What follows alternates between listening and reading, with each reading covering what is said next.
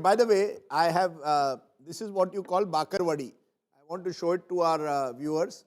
And the reason the Bakarwadi is an important element in the plate of Maharashtrians is because the Gujaratis also claim that they make the Bakarwadi better.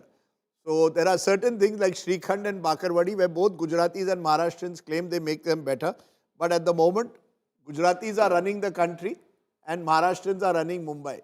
And you have both, Gujarati and Maharashtrian. And you have the real triple engine now, if this the picture is clear. At least in the context of you're right, Maria, at least in the context of Maharashtra, you have a triple engine. But you know, I hesitate to sort of say this will last forever because Maharashtra is a state in flux.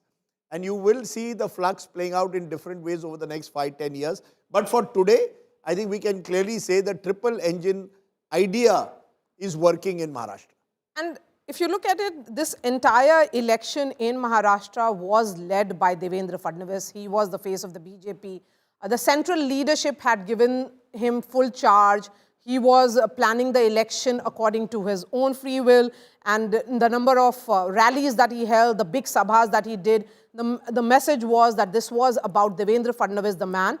And of course, he projected himself as the infra man as much as he spoke about the Marathi pride and mixed that intelligently, I would say, you know, perhaps for the voters' appetite, reaching out to the younger voters. I think that's where Rajat come in now. The new BJP, we are looking at the new BJP in terms of the organization and also in terms of the new BJP in various states, the governments. That new BJP is about the generational shift as much as it is about coming up with new narratives. That is right, Maria. I mean, if you see the sheer bench strength that BJP stands on, that gives them huge confidence that be it any state, they have those, those in the wings to actually take up the mantle and drive the party's ideology further. And with Nitin Naveen taking on the 19th and the 20th of January, taking charge of the party, what a moment for the BJP. A 40-year, 45-year-old leader coming in, which lot of, by the way, a lot of leaders within the party still call him Bhaiya. And still they have to now adjust to a level where they have to see him as the paramount leader of the BJP. That just shows the ease with which BJP is able to do these experiments, bring in the new leadership with absolutely no bloodbath anywhere. This is the power of ideology, and this is what I've been saying since morning, Rajdeep. Stands in sharp contrast with the other parties, because why is an Ajit Pawar struggling? And this goes back to Avinash Adik's point. The reason is that you are not able to hold on to the leaders that you have created. Why do they leave? Because you don't have a glue around which you can hold the people together. You keep on experimenting with your core ideology, and I mean, how can election vote chori be an ideology? It cannot be an ideology. Okay, interestingly, you can tactically. And Rajat, I was speaking to one of our senior Sangh members, and I asked that specific question regarding Nitin Naveen, why he. The answer was that, did all of you know when Nitin Gadkari became the party president? Rajdeep, he is from Maharashtra. When he became the party president, again, that was seen as an experiment. Venkaiah Naidu becoming the party president was seen as an experiment. So the BJP is known as a party which has been experimenting with these names, and then it ensures that the party's cadre, other leaders who feel perhaps left out in this entire selection, they adjust to this name. Look, the BJP is a party which is built through its organization. You have to give them credit for that. There is absolutely no doubt. The Congress is a party of power, which then, when in power, is able to get its act together.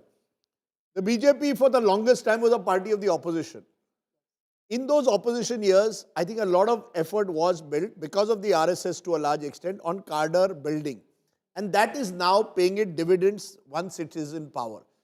When the Congress was in power, it forgot the organization. The BJP, to its credit, has maintained the organizational vigor, maybe through some of the changes you say at the top, but also at different levels.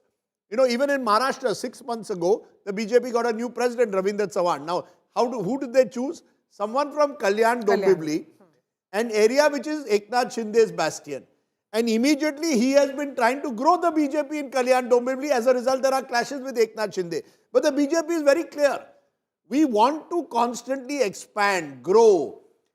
The other parties are just trying to secure their own bastions without recognizing the need. How am I going to expand my vote? I keep throwing one figure, Maria. Congress in 2009 got about 11 crore voters, general elections. BJP won 7 crore voters. Switch to 2024, BJP is at about 21, 22 crore voters. Congress is 13 crores. Please think about it. I have expanded from 2009 to 2024 3 times. The other side is where it is. And you're seeing it even in Maharashtra. Mr. Sharad Pawar never really thought of expanding beyond Western Maharashtra. He was happy with his fortress. Devendra Fadnavis is a boy from Nagpur and he's expanding across Maharashtra. And I think that is the secret of the BJP's success, that it is becoming a party which is expansionist, almost like a Ashwamedh Yajna. And if for a while I have to do a deal with AIDMK, I will do it. If I have to do a deal for a while with AGP, I'll do it.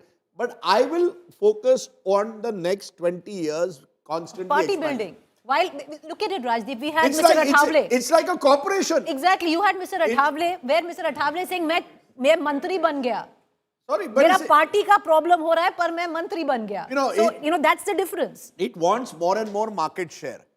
And it is not therefore content with being a small party of 10, 15, 20%. Many of the regional parties of Maharashtra have been content with that. I mean, imagine... in your state, Maria, the RJD, 24, 25% vote milta tha. Okay, how am I going to make 25%, 35%? I never thought. And unless you go beyond 35% when you're faced with a party like the BJP, you're not going to win elections. Similar to what Thackeray's perhaps missed, that they have to go beyond the traditional Marathi voters, that they cannot continue to attack the North Indians and see them and build that narrative of polarization. But, when we look at this party, it's that the new party president who arrived, in Amit Shah in 2014 of December, Rajdeep, he started looking at Uttar Pradesh because he had been the general secretary in charge of Uttar Pradesh. You had interviewed him then. And thereafter, how it expanded. Beyond UP, they looked at the western part of India. Then they started looking at Odisha, again, a bastion of Naveen Patnaik, fell in 2024 Lok Sabha polls. Then they are now looking at Bengal. But, of course, it will be a different ball game. But this is a party which is constantly on the move and on the reinventing. Let's cut across. I mean, it also has umpteen resources. Yes, I keep putting that caveat. Yes. It also has institutional support. Makes a huge difference. Rajat, I'm not doing that as a dilute. I'm just saying that is also even when useful. it was not in power, these ethos of an organization first approach was always there. I mean, how can you accuse them that they are in power and therefore they have the resources, so everything is wrong with the BJP? It all comes together. It That's benefits. It's not an accusation. The point it here benefits is, look at Congress party where they are in power. Yes. Pick Telangana state and Karnataka state. Look at the party. It's completely the in shambles party there. always, Rajat, in terms of BJP, what we are seeing as someone who has cracked the party, perhaps tracked the party for long, that the party works as an extended arm of the government.